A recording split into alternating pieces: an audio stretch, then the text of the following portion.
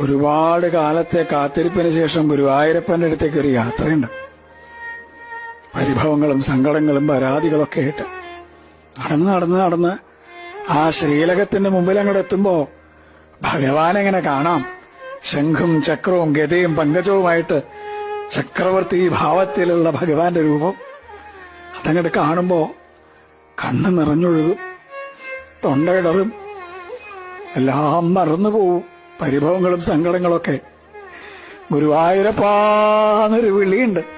ആ സമയത്ത് ശ്രീലകത്തുനിന്നൊരു നോട്ടമുണ്ട്. കാരുണ്യത്തിന്റെ കടലായ കണ്ണന്റെ നോട്ടം.